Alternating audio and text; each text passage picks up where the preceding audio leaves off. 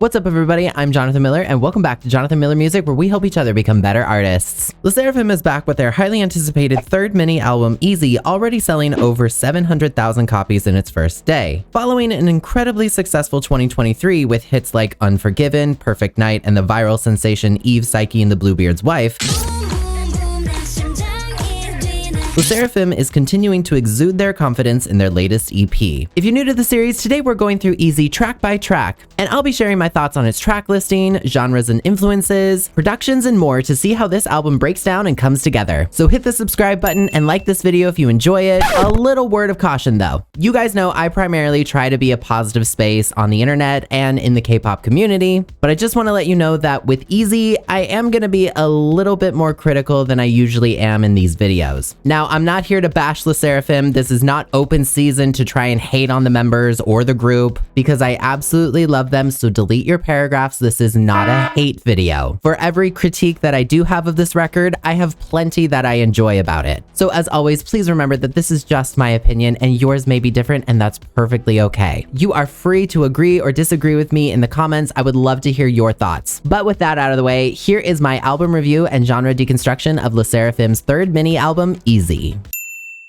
Good Bones is quite the confusing album opener. It definitely feels like an album opener, don't get me wrong. I love the multilingual spoken word message that my interpretation is basically about not tearing people down, even if you view them as more lucky or successful than you. I think it's okay to degrade someone just because they're true to themselves. It oozes confidence and isn't out of the norm for Sserafim to do anyway. We've seen this type of thing in tracks like The Hydra or The World Is My Oyster. So that is not what's confusing to me. What I find a bit odd is that Good Bones sounds nothing like the rest of the album. It's like a Sserafim twist on Olivia Rodrigo's Bad Idea, Right? And Brutal.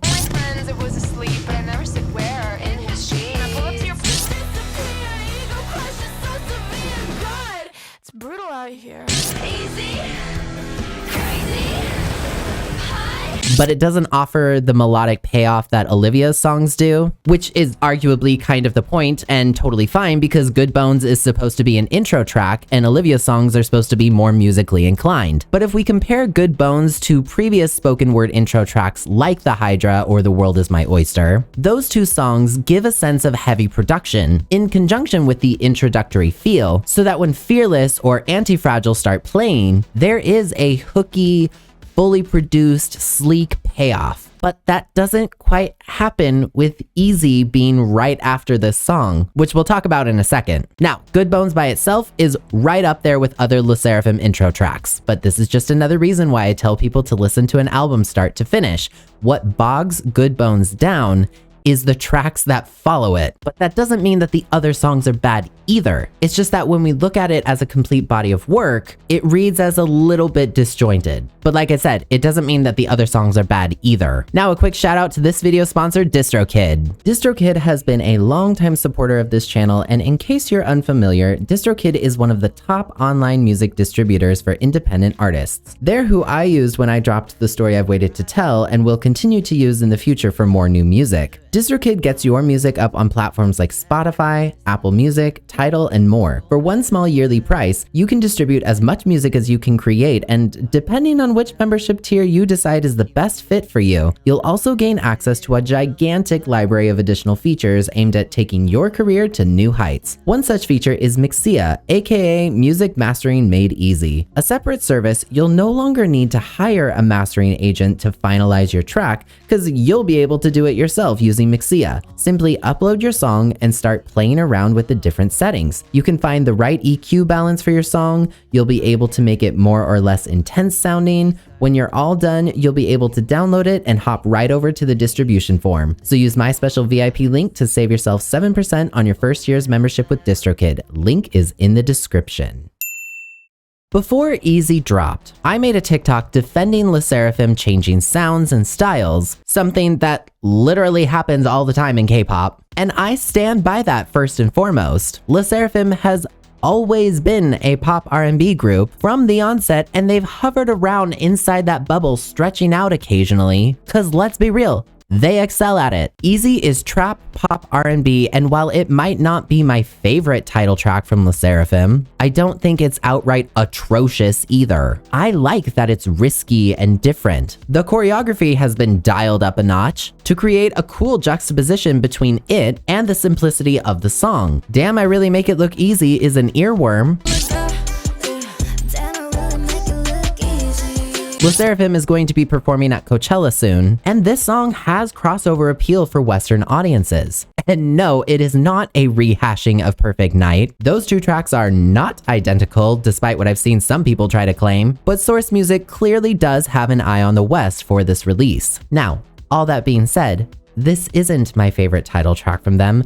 Now that I've had a chance to listen to it, sit with it, and make a more educated opinion, and not just listen to it once and reduce it to boring and move on, based on like a 20-second Instagram clip. Trap R&B doesn't typically contain extreme dynamics like we're used to in pop music, but that doesn't mean it isn't dynamic at all. To imply that, I kind of feel is a little disrespectful to these wonderful genres of music that were created by Black people and are rooted in Black culture. Now, if we consider that we're talking about a K-pop group here, where those extreme peaks and valleys are supposed to be recognizable to K-pop listeners in exaggerated ways, even if the exaggeration is slight, I do understand why for some people this song falls a little flat. The melody is very simple and reads more as a B-side. Like I said, Damn, I Really Make It Look Easy is an earworm, but it's not as strong of an earworm as Entity TT Fragile Fragile, or Boom Boom Boom Boom, or even other past B-side hooks like Willow the Wisp Babe, Oh Baby It's Blue Flame, and Impurities Show You My Impurities. Now you can also argue the question, well, if they're trying something different,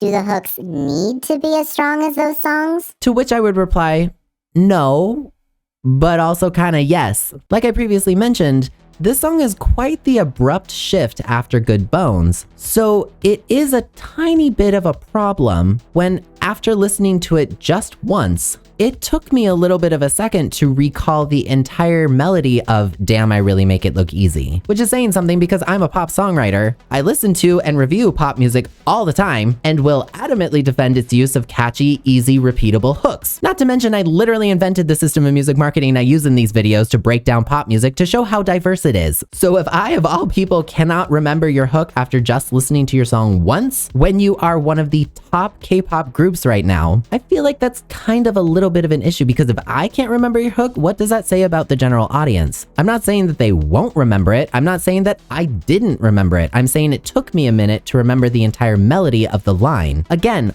all that being said though, I don't think the song is bad. It is appealing. It is a vibe, which is ultimately the point of the song anyway. And I accept that, but two things can be true at the same time. I can both like it as a song on its own and also wish it was a bit more catchy for a highly promoted single as a title track in K-pop. And again, I'm not saying that every title track in K-pop has to be the catchiest, poppiest number. Slower songs exist. Mid-tempo bops exist. I'm just saying that I personally feel there was a slight issue with the execution of this track for the scale and platform that it is intended to be on. Again, I love that Sserafim is doing something different. I think it's kind of dumb to expect them to never take risks. I mean, at the end of the day, sometimes certain songs by our favorite artists just don't hit, and that's okay. Music taste is subjective. But anyway, I digress. Swan Song is that familiar pop R&B that we know and love from Sserafim. Black Swanna like is a nice hook, and it's a bit catchier in feel than the main hook from the previous song. I do like the song in its track placement because it provides a nice lift in energy after Easy. I love their breathy vocals, and I feel Swan Song will be a bit more palatable to K-pop purists. It reads as soft and familiar, but still feels like a new song. While again, it might not be the strongest song I've heard from Sserafim, I still found it enjoyable from start to finish. When I heard Smart for the first time, it instantly felt like a modern K-pop song. It's got some beautiful harmonies. It's super hooky. I love their vocals. Sometimes with Sserafim, their songs can be very straightforward, and I'm left wanting to hear more ad-libs and vocal dynamics. And Smart totally fills that void for me. It's not as grand as title tracks in K-pop typically are, but I'm surprised that this is not like a featured track. I hope it gets one of those promotional music videos because it was an instant favorite for me. And because it stands out so much, I kind of hate it as track 4. I feel this song deserves a highlight spot somewhere in the track listing, but fortunately, this song and the last song provide a necessary lift to the album as a whole. I instantly loved the bass beat pad combination on this song. The melody is sweet, and when that chorus first hit, I was like, okay, here we go. I'm not saying every track needs to sound like this and smart, but I really feel like Easy could have benefited from the harmony power found on these last 2 songs. Keep the edge, keep the vibes, keep the trap R&B combination, but just give me a couple of these hooks to make the song catchier. I mean, maybe I'm completely wrong and Easy will end up being a sleeper hit, but as far as We Got So Much, it shows off their vocals so much better. It still feels like an album closer. I have no problems with it in the track listing. Overall, Easy may be a little disjointed around the edges, but it doesn't mean that it's lacking beautiful gemstones. Easy only contains a few genres across its 5 tracks, and it doesn't really fly off the rails once it finally gets going, but that means it's a perfect opportunity to showcase that sometimes the genre isn't the most important thing about the record. So here's how I break it down. Obviously, I put its umbrella genre as K-pop like always, because it's the super broad label, but we can go further. I put its subgenre as R&B, which you probably also expect considering the genre has been sweeping K-pop and all the songs minus Good Bones draw inspiration from that genre. I'd say its niche is actually pop. This album is one of those rare times I put pop as a niche in this sequence, but the reason I put it here is because even in its first 2 songs,